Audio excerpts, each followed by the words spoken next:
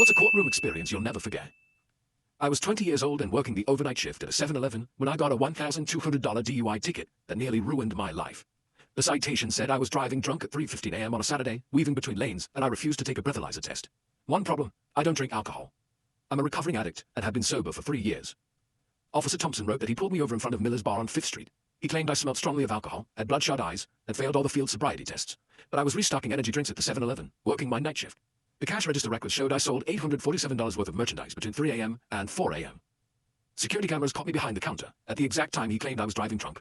I couldn't afford a lawyer. A DUI conviction meant losing my license, my job, and probably going back to jail. So I printed everything: work schedules, cash register records, security camera footage, even my 3-year sobriety badge. I practiced my statement over and over until I stopped shaking. This was literally life or death for me. The courthouse reeked of despair and shattered dreams. I watched person after person accept plea bargains that would ruin their lives. When my name was called, Officer Thompson introduced himself as if it were just another formality. He was huge, intimidating, with blank eyes and a bored expression. "Your Honor," he said, watching the defendant's vehicle zigzag down 5th Street. When I stopped him, he showed clear signs of intoxication, slurred speech, the smell of alcohol, bloodshot eyes. He was combative and refused all tests. Combative? I was working at 7-Eleven, Officer Thompson. When it was my turn, I started cautiously. "Officer Thompson, what kind of car was I driving?" "A blue Ford sedan." "Your Honor, I don't own a car. I've never owned a car. I take the bus every night because I can't afford insurance." Thompson's eye twitched. The defendant is clearly lying. "Officer, you said you stopped me in front of Miller's Bar on 5th Street?" "That's correct." "Do you remember what I was wearing?" "Dark clothes. A hoodie." "Your Honor, here's the security video for my job. It shows me in my bright orange 7-Eleven uniform at 3:15 a.m. Here are the receipts. Here's my bus pass showing my route home at 6:30 a.m. I laid everything on the table, but Thompson stood firm. "I've made miles of DUI arrests. I know a drunk driver. This kid's lying." And the judge asked the question that changed everything. "Officer Thompson, how many DUI arrests have you made in the last 2 months?"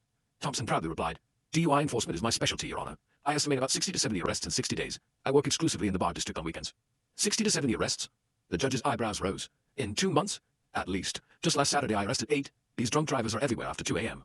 The judge began typing furiously. His expression changed. "Officer Thompson, according to our records, you've made 127 DUI arrests since January 1st. That's more than 4 a week. I'm very thorough, Your Honor." "I see. And how many of these defendants had legal representation?" Thompson shifted uncomfortably. "Most couldn't afford lawyers." "Interesting," the judge said. "I see here that you arrested the same person for DUI 3 times, Marcus Williams. But Marcus Williams has been serving an 18-month sentence in the county jail since November." The courtroom fell silent. Thompson's face turned gray. "Furthermore," the judge continued, his voice sharp, "I see arrests made at addresses that don't exist. 1247 5th Street, 892 Miller Avenue. You've arrested people in front of businesses that closed years ago. Your Honor, paperwork mistakes happen. Officer, you arrested someone for DUI in front of a Blockbuster video last month. Blockbuster closed in 2019. It turned out that Officer Thompson had been fabricating DUI arrests to collect overtime pay.